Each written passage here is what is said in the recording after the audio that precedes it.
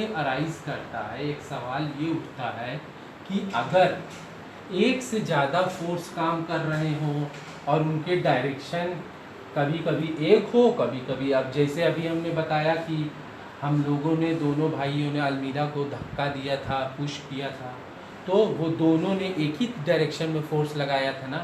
तो एक case one क्या है? केस वन है, if force is applied on an object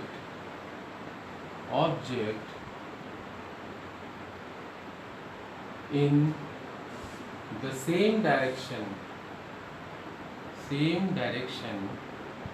अगर एक ही डायरेक्शन में फोर्स अप्लाई किया गया है तो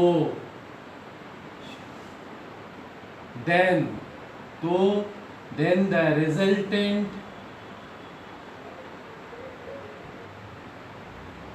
of the two forces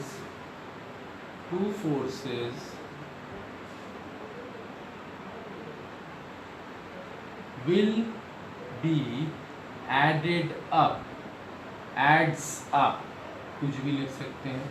मतलब क्या हुआ, अगर को एक से ज़्यादा फोर्स एक ही डायरेक्शन में लगाया जा रहा है तो जो रिजल्टेंट फोर्स है, जो फाइनल जो फोर्स होगा, दोनों भाइयों ने फोर्स लगाया एक ही डायरेक्शन में और उसका रिजल्ट क्या आया, हम लोगों ने अलमीरा को मूव करा लिया, तो उसका जो रिजल्ट आएगा वो क्या होगा, एड्स अप, दोनों के फोर्स जुड़ जाएंगे। जैसे हमने 4 न्यूटन का फोर्स लगाया, हमारे भाई ने 5 न्यूटन का फोर्स लगाया, दोनों फोर्स एक ही डायरेक्शन में लगा तो दोनों जुड़ गए और 9 न्यूटन का फोर्स हो गया और अलमीरा मूव कर गया।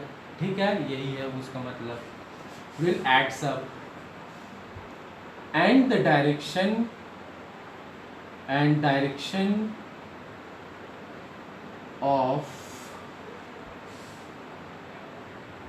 force will be the same, और फोर्स रिजल्टेंट फोर्स का डायरेक्शन भी क्या होगा, उसी ओर लग रहेगा जिस ओर फोर्स अप्लाई किया जा रहा है। ठीक है, केस टू में क्या देखेंगे, अगर हम लोगों को अलग अलग डायरेक्शन में फोर्स लगाया जा रहा है। एग्जाम्पल सभी ने, आप लोगों ने देखा है स्कूल में, आप लोगों के स्कूल में टग ऑफ वॉर गेम होता होगा। उसमें क्या होता है, 2 टीम्स होती हैं, एक तरफ कुछ बॉयज़ गर्ल्स रहते हैं ए टीम में, दूसरी तरफ अपोजिट में कुछ और बॉयज़ गर्ल्स रहती हैं, 2 टीम में डिवाइड कर दी मैम ने क्लास को। अब दोनों टीमों ने उस रस्से को पकड़ के खींचना स्टार्ट किया। अब हम ए टीम में हैं तो हम अपनी तरफ खींचेंगे, हम पुल करेंगे, उधर बी टीम वाले हैं तो वो अपनी तरफ खींचेंगे, उधर पुल करेंगे। तो यानी हम लोगों का force in opposite direction, we are applying force in opposite direction ना, ए टीम इधर, बी टीम उधर। तो अब अपोजिट डायरेक्शन वाले केस को देखेंगे क्या होता है, if the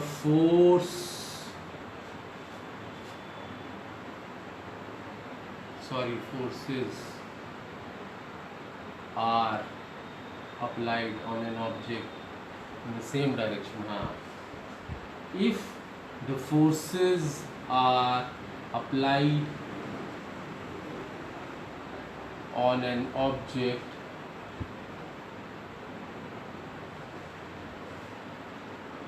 in opposite direction,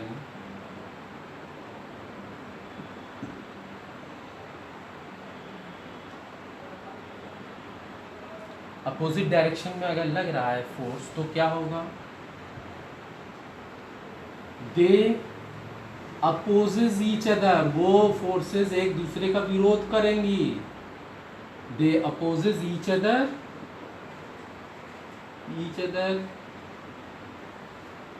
and resultant force will be the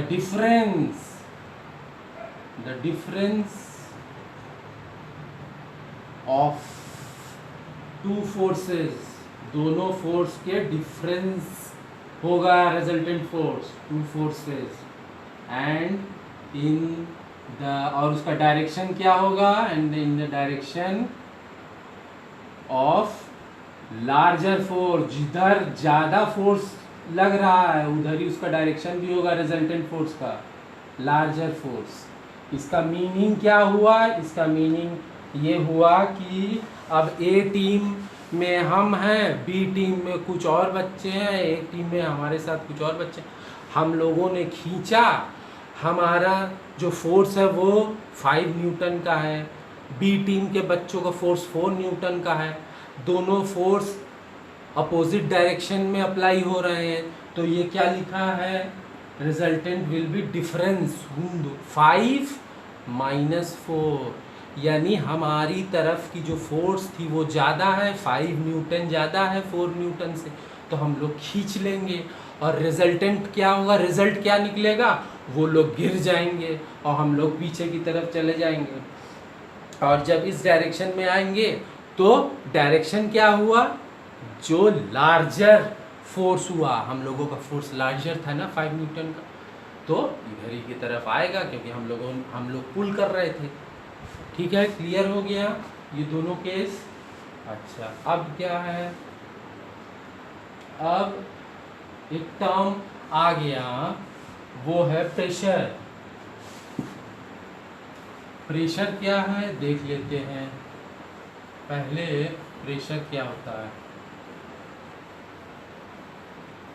pressure हर एक चीज में लगती है, पता है, प्रेशर यहाँ तक कि एटमॉस्फेयर भी प्रेशर लगाता है, एटमॉस्फेरिक प्रेशर बोलते हैं उसको,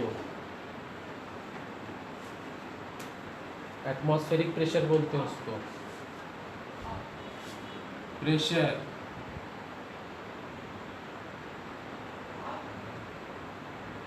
it is the effect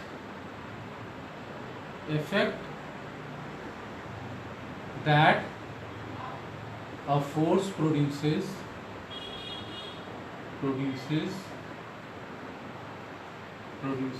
per unit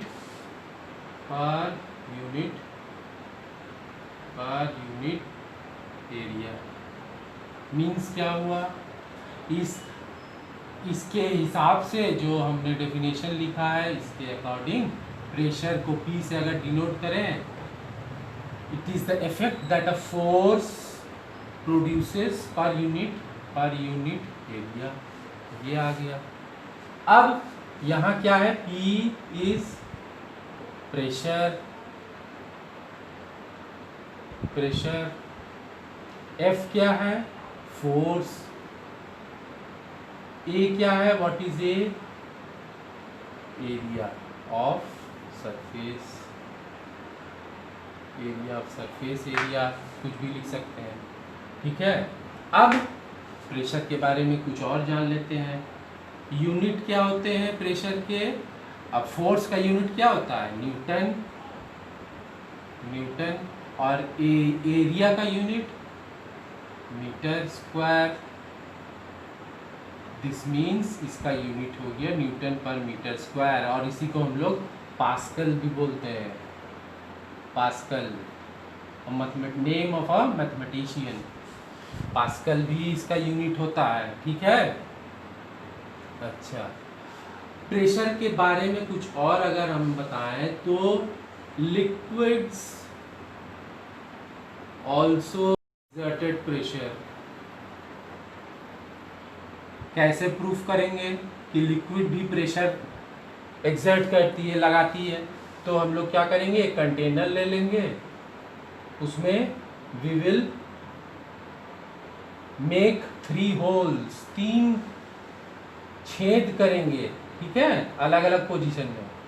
अब उसमें लिक्विड भर देंगे, वाटर भर दिया, कुछ भी भर दिया, तो क्या हम लोग देखेंगे कि वाटर भरने से जो हमारा एकदम बेस के पास होगा, वहां से वाटर विल फ्लोज आउट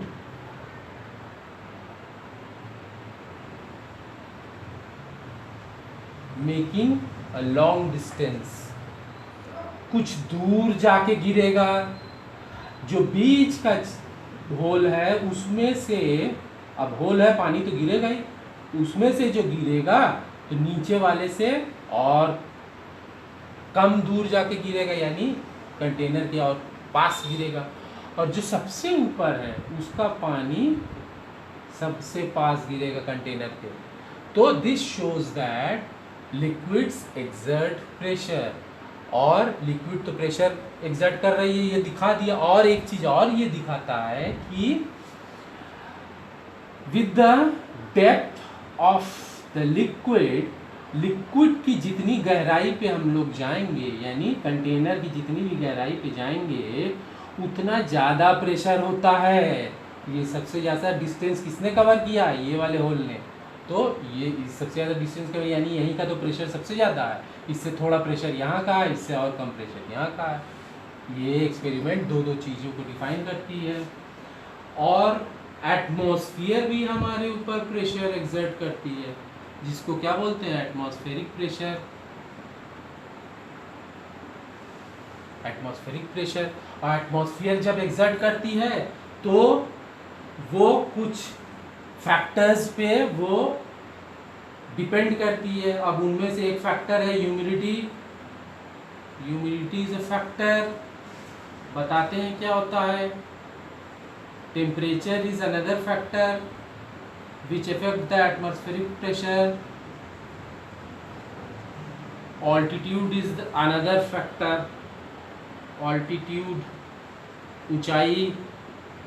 अब इसमें क्या होता है, humidity, atmospheric pressure decreases with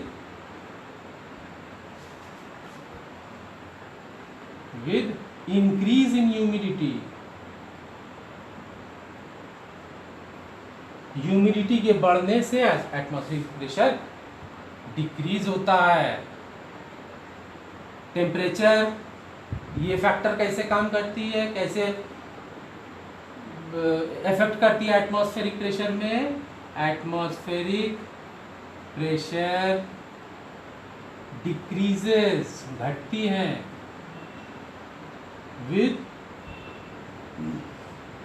rise in temperature. जैसे जैसे टेम्परेचर बढ़ेगा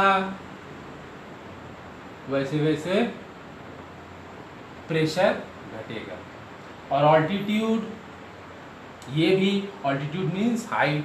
पहाड़ों के जितना ऊपर हम लोग जाएंगे वहाँ एयर प्रेशर और कम होता जाएगा। Atmospheric pressure decreases with height.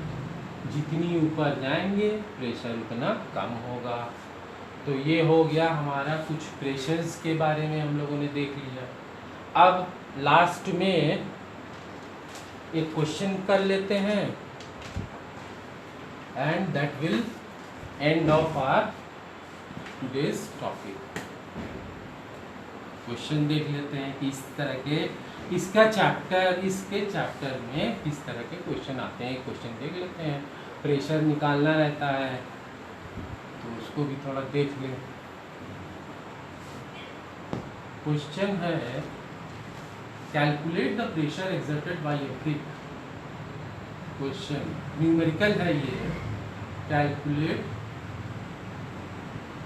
The pressure exerted by a brick, exerted by a brick which applies a force of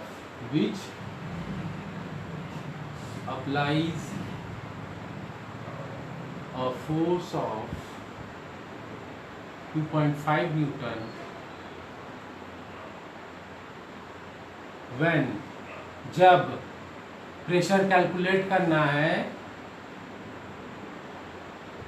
किसी ब्रिक के द्वारा। ब्रिक मीन्स ईंटा, ईंटे के द्वारा प्रेशर का कैलकुलेशन करना है और कंडीशन दिया है जब जब में पहला पॉइंट क्या है, it is placed upright, it is placed upright मतलब उसको सीधा खड़ा कर दिया गया है ईंटे को, upright on the soil, on the soil मिट्टी के ऊपर उसको सीधा खड़ा कर दिया गया। और बी पार्ट क्या पूछ रहा है, इसमें भी प्रेशर फाइंड आउट करना है। It is placed on its widest base, it is placed on its widest base, सबसे ज़्यादा चौड़े साइड को रखा गया है बेस ऑन सॉइल मिट्टी के ऊपर। अच्छा एक चीज़ और दिया है, dimension, dimension of brick, brick का डायमेंशन दिया है, क्या दिया है dimension, is equals to 25 centimetre by 10 centimetre और बाई 5 सेंटीमीटर। अच्छा देखते हैं कैसे होगा ये वाला न्यूमेरिकल। तो न्यूमेरिकल तो सॉल्व करना है और प्रेशर निकालना है, ठीक है। सॉल्यूशन, पहला केस ये हमसे बताया गया कि it is placed upright on the soil, तो अगर मिट्टी के ऊपर उसको खड़ा खड़ा रख दिया गया है तो उसका कुछ लुक इस तरह से आएगा। हम लोग उसके लुक के बारे में थोड़ा अगर डिस्कस कर ले तो इसी तरह से आएगा उसका लुक।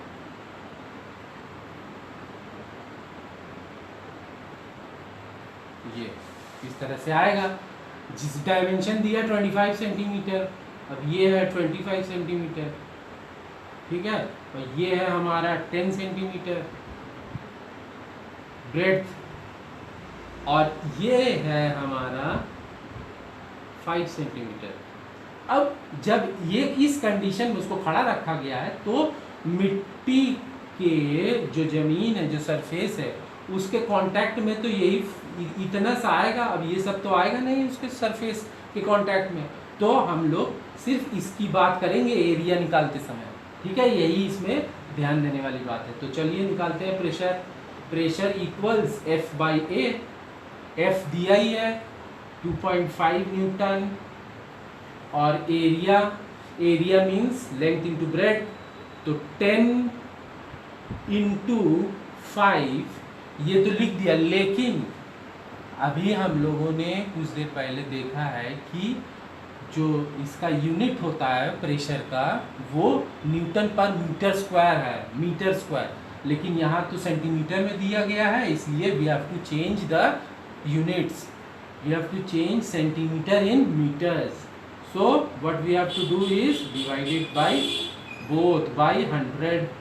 तो 100 से जब डिवाइड करेंगे तो हमारे पास कुछ इस तरह का एक्सप्रेशन आ जाएगा, 10 इंटू 5 नीचे रह जाएगा, ठीक है ना। और इसको सॉल्व करेंगे तो 2 5 1 2 3 0 यहाँ रहेगा, अपॉन 50 रहेगा, और ये कैंसिल आउट, और यहाँ से 5 5 से 25 0 0। तो हमारे पास आया क्या, 500 पास्कल का प्रेशर लगेगा कंडीशन 1 पे, अगर इसको खड़ा खड़ा रखा गया तो। अब कंडीशन बी क्या बोल रहा है, it is placed on its widest base, यानी इसको इस तरह से रखा गया है, ये इसको कुछ इस तरह से रखा गया है।